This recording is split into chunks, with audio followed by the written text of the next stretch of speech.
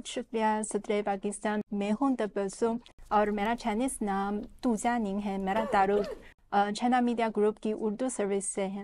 اسی لیے میرا کوشچن یہ ہے کہ اس وقت دنیا عدم استحکام اور تبدیلی کے دور سے گزر رہی ہے. اسی لیے امن اور ترقی عالمی برادری کی اہم ترین خواہش بن چکی ہے. اسی صورتحال میں چین نے global development initiative, global security initiative اور گلوبل سویلائزیشن انیشیٹو پیش کیے ہیں. چین کا مقصد عالمی ترقی، عالمی سلامتی اور عالمی تہذیب کو فروغ دینا ہے. تو آپ کی رائے میں آج دنیا کو درپیش مشترکہ چیلنجوں سے نمٹنے میں یہ تینوں انیشیٹیوز کتنے اہم ہیں؟ ہمیشہ ساری زندگی میں سوچتا رہا کہ دنیا کرائسس میں ہے، مگر دنیا کی کرائسس کا اور پریشانیوں کا اندازہ مجھے آج زیادہ ہے. اور جب میں یہ پریشانی دنیا کی دیکھتا ہوں تو دنیا کے اپنی زندگی کے اندر بہت سارے خطرات نمودار ہو رہے ہیں.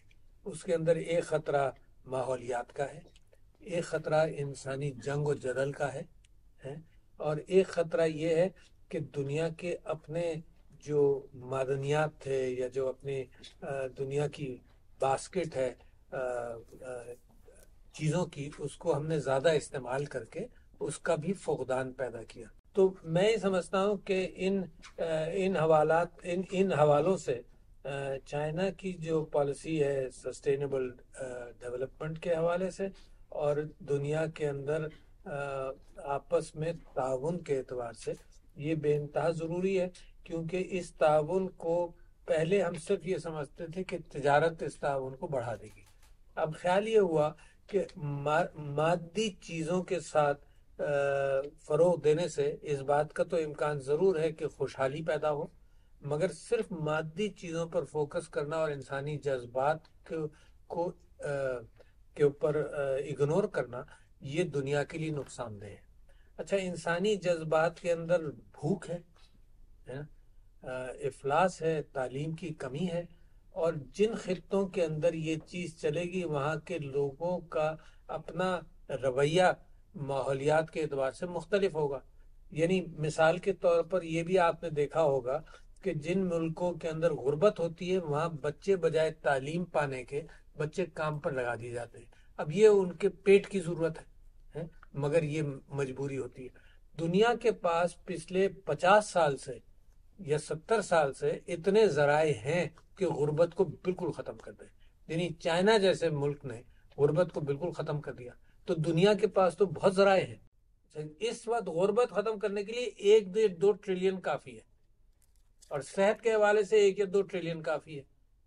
اچھا، بجائے اس کے کہ وہ انسانی بہتری کے لیے یہ پیسہ استعمال ہوتا جو انسانی محنت کا پیسہ ہے، بجائے اس کے کہ انسانی بہتری کے لیے استعمال ہوتا یہ لڑائی اور جنگ کے لیے استعمال ہوا.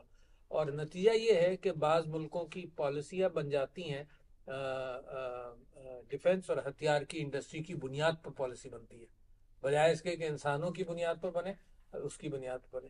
اس کے اندر اقوام متحدہ کا بڑا اچھا کردار ہونا چاہیے. ہمیں امید تھی، پاکستان نیا پیدا ہوا تھا چائنا کی طرح، اور پاکستان نے اپنا کشمیر کا مقدمہ اقوام متحدہ کی دہلیز پر رکھ دیا کہ اب یہ جھگڑا ہے، انسانوں کا جھگڑا ہے، فیصلہ کر دو. اچھا، اس کا آج تک فیصلہ نہیں ہوا. نتیجہ یہ ہے کہ کشمیر کے لوگ پریشان.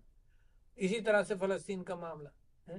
تو دنیا کے اندر جب انسانی تناؤ پیدا ہو اور اس کو اگر حل نہیں کیا جائے تو پھر کوئی ڈیولپمنٹ نہیں ہوگا. یعنی صرف یہ سوچنا کہ جی ڈیولپمنٹ بھی ہوتا رہے، جنگ بھی ہوتی رہے، لوگ بھی مرتے رہے، یہ اس طرح سے دنیا نہیں چل سکتی. اور دنیا نے ثابت کر دیا.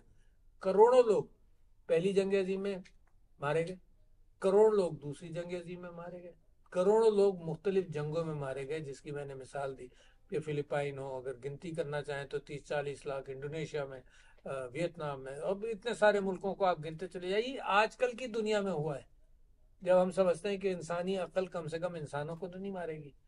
تو میں یہ سمجھتا ہوں کہ جو امن کے لیے جو چائنا کا کام ہے، اور لوگوں کا جیسے BRI کے اعتبار سے، سی پیک کے اعتبار سے لوگوں کا فوکس اپنی ڈیولپمنٹ کے اوپر ہے نا، کہ تم اپنے اپنے آپ کو کم سے کم استحکام اپنی زندگی میں لاؤ، صحت تعلیم کے اعتبار سے.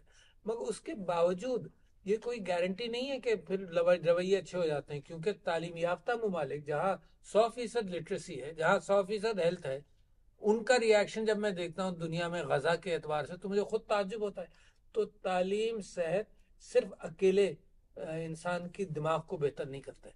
انسان کا دماغ بہتر کرتا ہے تو میرا کلچر ہے، میرا ٹریڈیشن ہے، میری تاریخ ہے، پاکستان کی گندھارا تاریخ ہے، پاکستان کی اسلامی تاریخ ہے، چائنا کی تاریخ ہے، وہ چائنا کی سویلائزیشن اتنی پرانی ہے. تو جو فائنلی جو اینکر بنے گا وہ ہماری تاریخ ہمیں استحکام اور ٹھہراؤ دے گی. یہ مارک کٹائی کی دنیا سے ہم نکلیں گے. جی آپ کا بہت شکریہ.